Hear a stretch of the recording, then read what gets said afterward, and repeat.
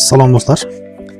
Bugun Qirg'iziston kartalaridan O'zbekiston kartalariga yoki bankka pul jo'natishni ko'rsatamiz. Bunda M-Bank birinchi M-Bank приложениesidan, keyin esa O-Bank приложениesidan ko'rsatamiz. Birinchi M-Bank приложениesiga kiramiz.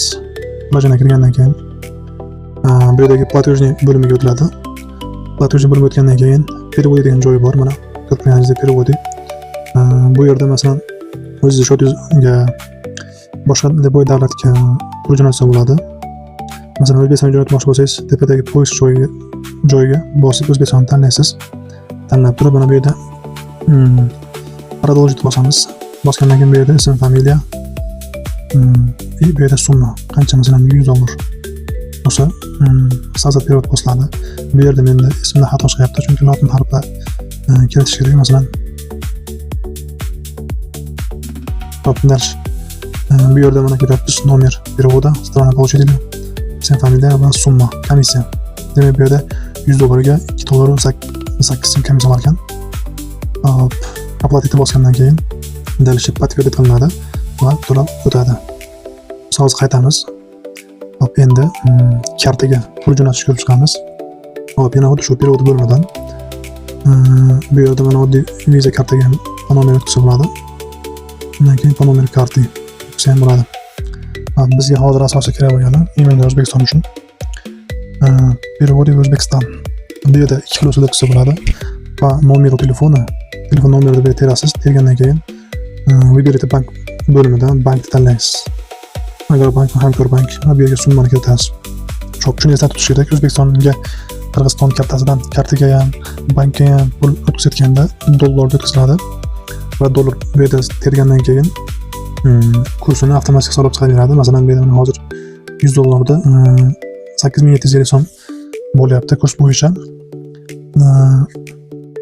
Оплатить bosiladi. Оплатить bosgandan keyin подтвердить qilinadi bir marta. Подтвердить qilingandan keyin to'lov o'tadi. To'lov uzog'i 1-2 minutda o'tadi. Bundan tashqari po nomer karti. Eng osoni shu kartasini, kerakli kartani bu yerga yozasiz. Qaysi karta bo'lsa yozasiz va summani, qancha dollar. $100 bo'lsa $100 bosib turib, оплатить tugmasini bosilgandan keyin o'sha keyin bir marta подтвердить qilinadi. Shu bilan to'lov o'tadi.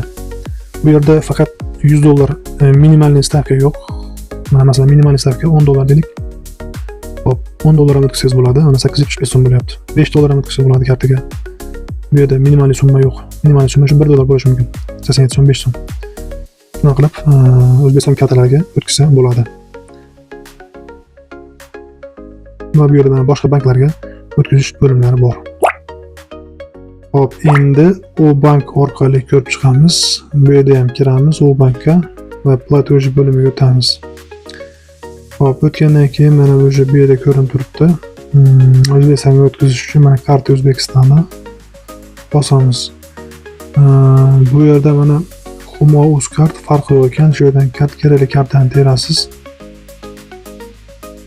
Kartani tergandan keyin продолжить bosasiz. Bosgandan keyin endi bu yerda hozir biz primerni ko'rsatamiz. Keyin bu yerda so'm o'tkazsa bo'ladi. Masalan 1000 so'm.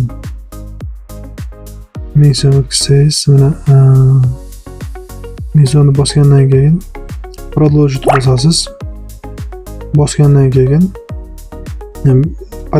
подтверждение chiqadi. Bu yerda ham подтверждение chiqqandan keyin подтверждение bitta bossangiz bu puldan birpasda o'tadi. Uzog'i 1 minut, 2 minutda.